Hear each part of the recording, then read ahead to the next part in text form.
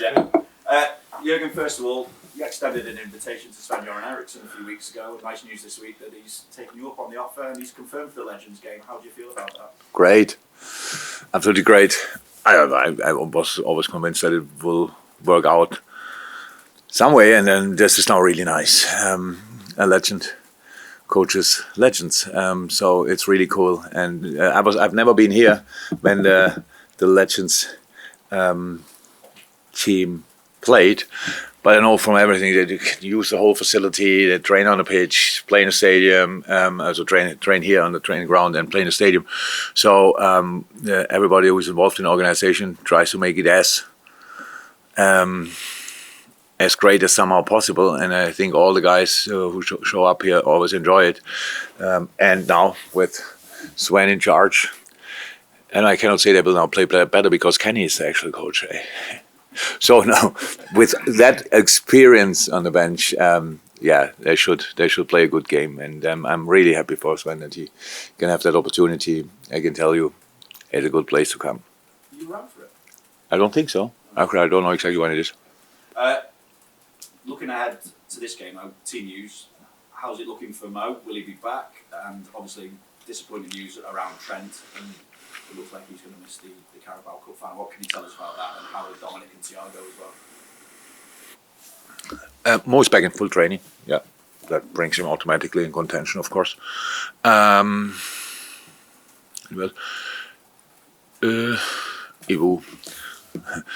is not suspended anymore. Joey is fit again. Connor is back. Ali is back. So that's all positive. Thiago, no. And Trent and Dom, not. That's true. And I think we have to clarify a little bit. I was not really aware of it, but I got now somehow the news as well that there was a discussion about we might have forced Trent back because 2 setbacks. That's true, and it's really unfortunate, and nobody wants that, and nobody's doing that. But different cases, different scenarios anyway, and as long as I'm here, we never forced anybody back. We'll never do. But we work in a high performance area. But it's like if you have the same injury, you are fit after 3 days, and the guy after 4 weeks because they have to sprint stuff like this, whatever injury it is. So it's always about that we always try to catch the earliest moment. Unfortunately, when we catch that moment, nobody speaks about it. Like with Maka.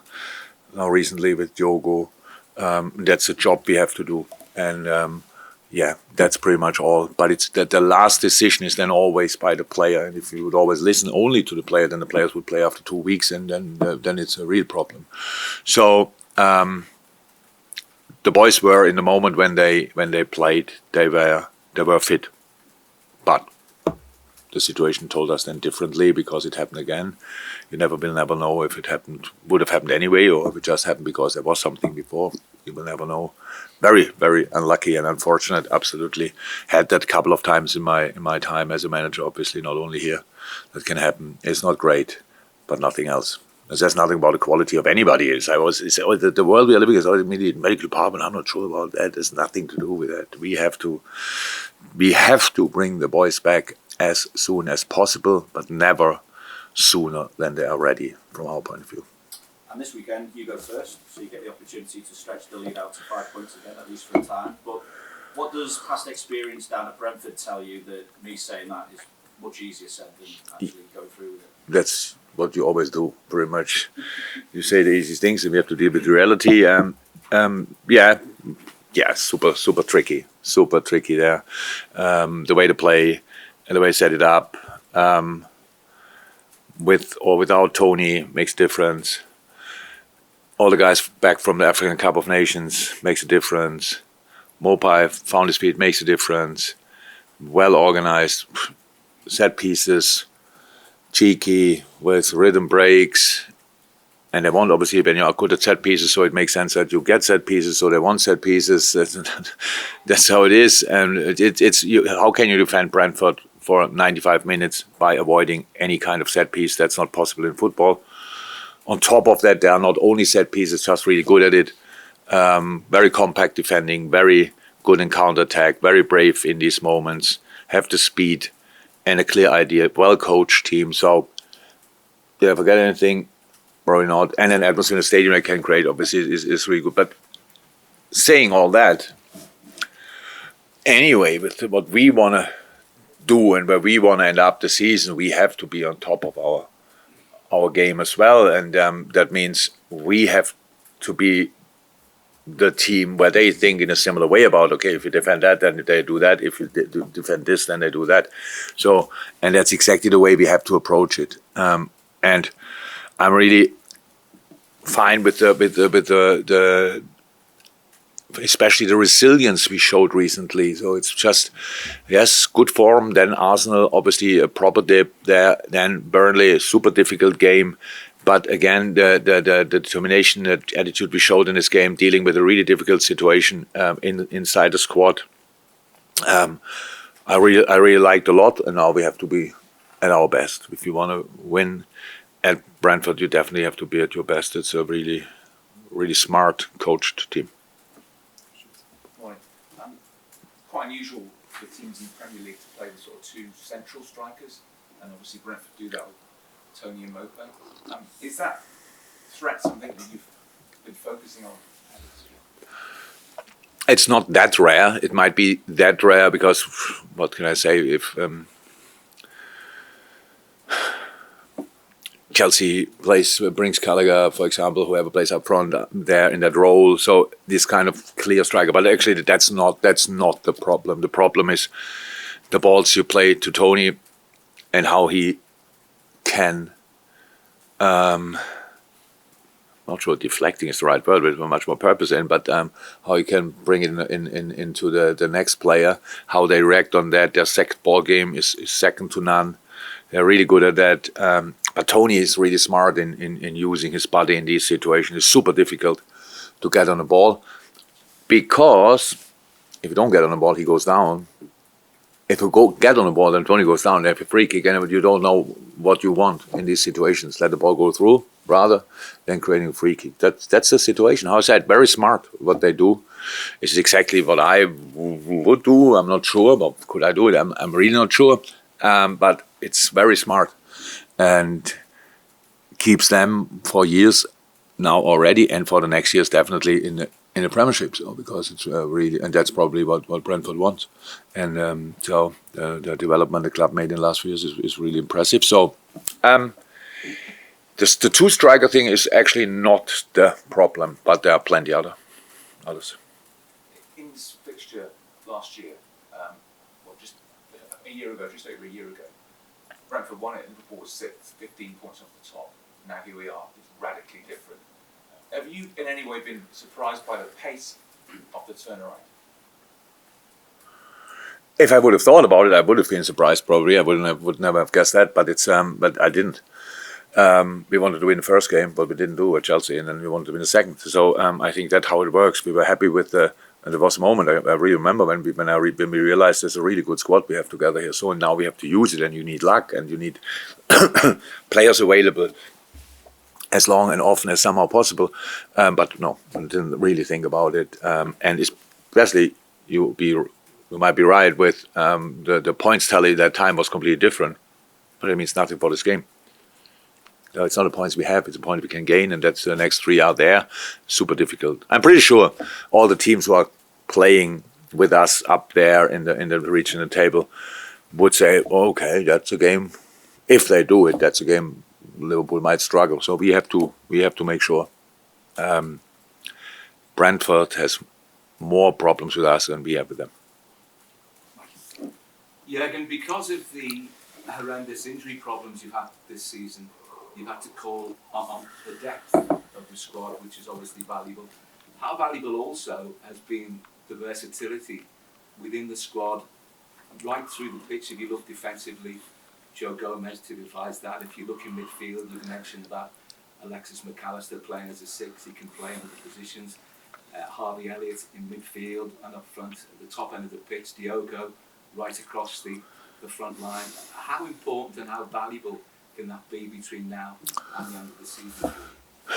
Yeah, very, very important, very valuable. But in general, that's how a football squad should be, and it's a good sign in general for football how players can, if you break down a little bit barriers in their own mind.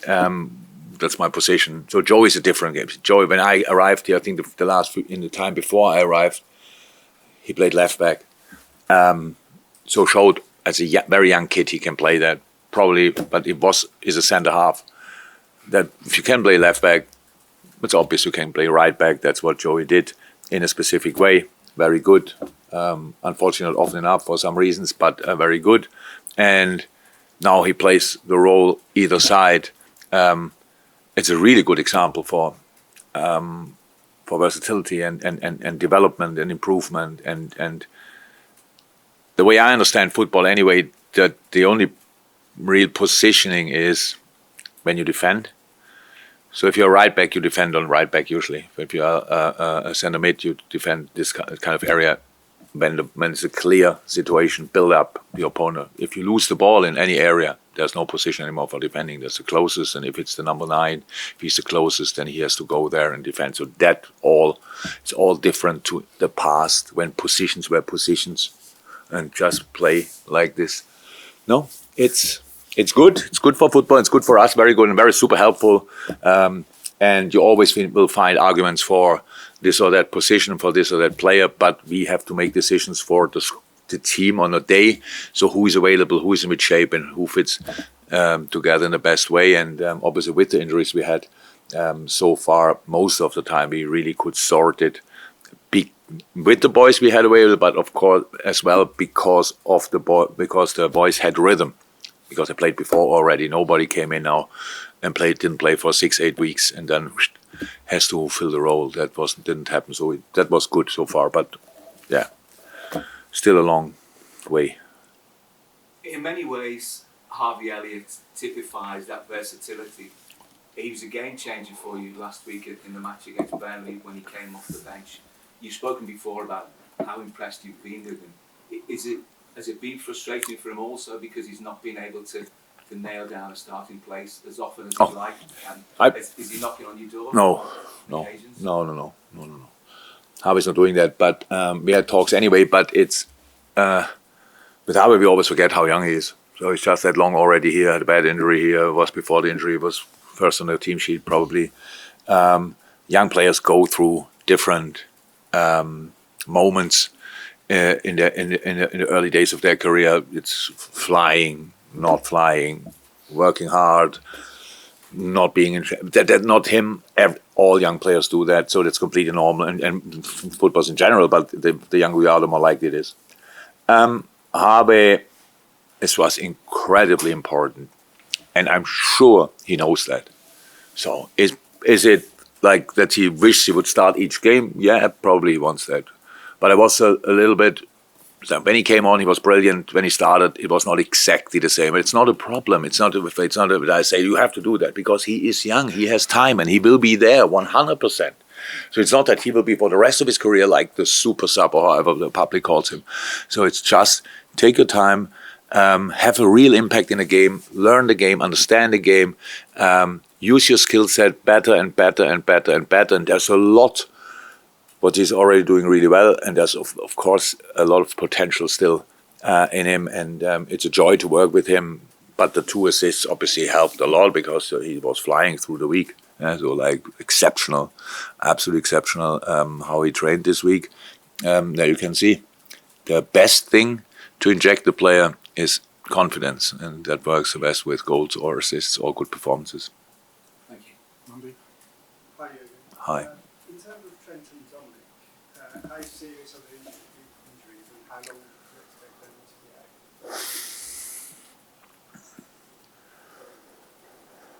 out? Oh, serious, yeah. It's again a super intense period of the time. And I think people think now about the final, which is fine, absolutely. But before the final, we have Brentford and Luton, and actually I didn't think a second about the final yet. It's just because I can't play the final. Yep, that's one game, but we have before the 2 games, which is as bad. They cannot play. So I think with Dom it will be around that time.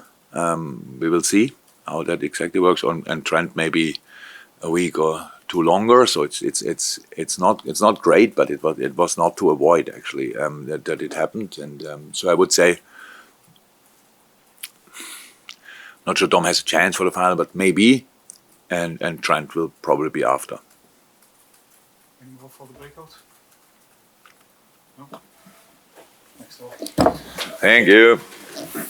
Hey, thank you so much for checking out the content today. If you want to get your name in and amongst these wonderful people, then head to redmenplus.com. Join as a legend tier subscriber. You're going to get free merchandise codes. You're going to get in our Discord, and you're going to get your name at the end of YouTube videos. Yes, redmenplus.com, legend tier status.